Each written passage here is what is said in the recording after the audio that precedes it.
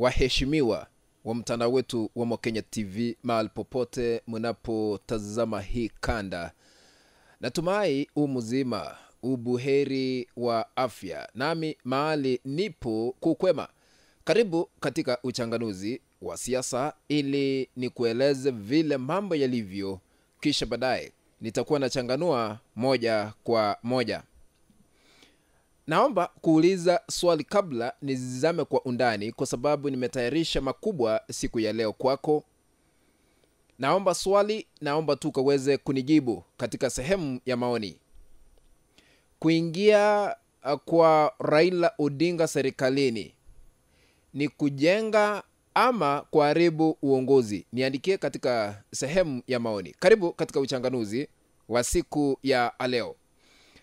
Aliyekuwa mwenyekiti katika kamati ya bajeti katika bunge la kitaifa na ni mbunge wa bunge wakilishi la Kiharu Ndindi Nyoro ameweza kufukuzwa kimadharau kutoka wadhifa ambao amekuwa akishikilia kwa miaka 2 sasa. Na katika kanda hii tutakuwa tunaangazia na kuangalia kwa undani sababu ni zipi ambazo ziliweza kuchangia Ndindi Nyoro kufukuzwa kimadharau na kuondolewa. Kabla nizame kwa undani, naomba kushukuru wote ambao mnatazama hii kanda mahali popote mlipo. Mubarikiwe na Mwenyezi Mungu akaye katika kiti cha enzi. Ombi langu moja tu kwa unyenyekevu na heshima kubwa, ikiwa unatazama tupe like katika kanda hii, na ikiwa wewe ni mgeni tupe subscription yako kwa kuponyeza kitufe kiko hapo chini kimeandikwa subscribe. Ikiwa hauja subscribe, ponyeza hicho kitufe ili kuwa subscribed. Kando yake kuna kengele, ponyeza kengele, na nia ya kuponyeza kengele ni kupokeza notification za kufahamisha kwamba Mokenya TV ameweka kanda mpya ambayo inastahili kutazamwa. Unaweza pia sambaza hii kanda kwa grupu moja ama 2 katika mtandao wa WhatsApp ukimaliza kutazama, na asante, barikiwa kwa kutii ombi langu. Karibu ili tuendelee pamoja.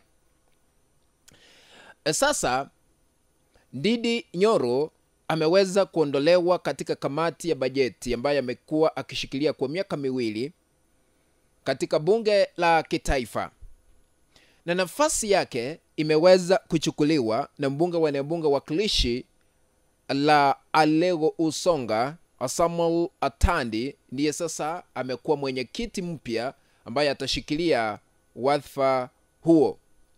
Na I want to put this into perspective so that we can understand why Ndindi Nyoro was kicked out of the committee. Kwa nini Ndindi Nyoro aliweza kuondolewa? Sababu ni zipi? Point number 1. Ndindi Nyoro anadaiwa kuwa mwandani wa aliyekuwa naibu rais Rigathi Gachagua. Hili liliweza kuchangia Ndindi Nyoro kuondolewa katika nafasi ile ambayo amekuwa akishikilia. Ikumbuko kwamba wandani wote wa Rigathi Gachagua wameondolewa katika kamati mbalimbali katika bunge la kitaifa na katika bunge la seneti. Ndindi Nyoro, wakati mswada ulifikishwa bungeni wa kumngatua mamlakani Rigathi Gachagua, hakuonekana. Wakati wa kupiga kura Ndindi Nyoro hakuonekana na amekuwa akitulia, hajazungumza chochote. Sasa ikabidi wale wengine waone huyu ni vile tunampima ako katika upande wa Rigathi Gachagua, na sasa ameondolewa katika kamati hiyo. Point number 2, kwa nini Ndindi Nyoro aliweza kuondolewa? Anadaiwa kwamba kutumia pesa za Wakenya kujenga eneo bunge lake la Kiharu. Mumekuwa mkishuhudia katika mitandao ya kijamii, Ndindi Nyoro ni miongoni mwa wabunge ambao wametumia hela vizuri kuhakikisha maendeleo. Meweka lami, barabara tofauti, kujenga madarasa ya wanafunzi katika shule mbalimbali, kuweka kapros, tiles kwa madarasa, mapati hapa na pale, jambo ambalo limeonekana kupingwa. Sasa tumsikize Kimani Ichung'wah ambaye ni kiongozi wa walio wengi katika bunge la kitaifa, vile anasema hawatakubali kamwe yule ambaye anashikilia wadhifa wa aina hii kuchukua pesa nyingi kuliko wengine kufanya maendeleo. Lakini yeye si anafanya maendeleo kuliko wale wengine wanadaiwa kuweka pesa kwa mfuko. Tumsikize Kimani Ichung'wah.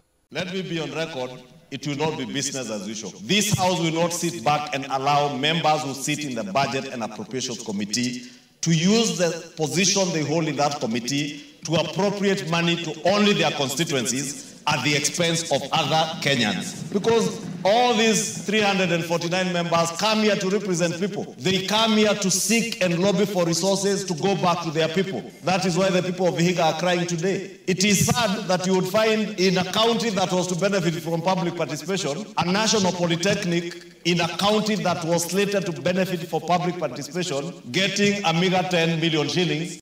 Matamshi hayo yaliweza kuungwa mkono na Junet Mohamed ambaye ni mbunge ambaye anashikilia wadhifa wa kuwa kiongozi wa walio wachache katika bunge la kitaifa. Naye akasema haiwezekani.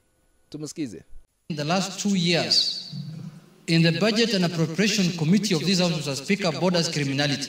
If we lay bare, Mr. Speaker, those things, as has been discussed in the retreat we had of the leadership in Naivasha and also in the House Business Committee, Mr. Speaker, those atrocities, Mr. Speaker, cannot be shied away from talking about, Mr. Speaker. Mr. Speaker, how on earth can one county have an budget allocation of 12 billion shillings and a whole region has 60 million shillings, Mr. Speaker? What kind of country are we living in?